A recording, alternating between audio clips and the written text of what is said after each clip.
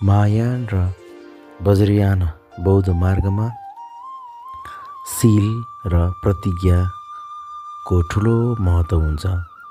जब कोही साधकले अभिषेक ग्रहण गर्छ, उसले गुरु र बुद्धत्वको मार्गप्रति एउटा गम्भीर आध्यात्मिक जिम्मेवारी लिएको हुन्छ। बाहिर साधक देखिने तर भित्र आचरण फरक हुने अवस्थालाई बौद्ध दर्शनमा साधनाको विचलन मानिन्छ। वज्रयान गुरु र साधना बीचको सम्बन्ध समय अथवा दाम्जिकमा आधारित हुन्छ। यदि कसैले विशेष अभिषेक लिएर पनि झुटो बोल्ने वा गोप्य रूपमा अनुशासन तोड्ने गर्छ भने यसले उसको आध्यात्मिक प्रगतिमा रोक्ने मात्र होइन, बरु नकारात्मक कर्म पनि जम्मा गर्छ।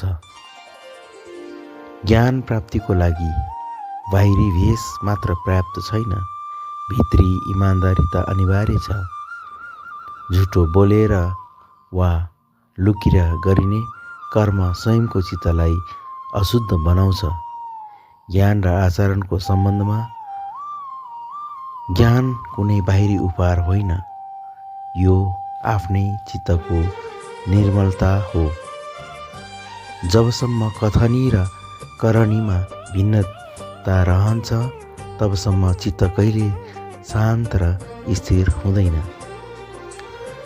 यदि साधना र अनैतिक जीवनलाई मिश्रण गरेर गुरुको आज्ञा विपरीत कार्य भइरहेको छ भने त्यसले आध्यात्मिक मार्गमा सिद्ध होइन, भ्रम मात्र पैदा गर्दछ।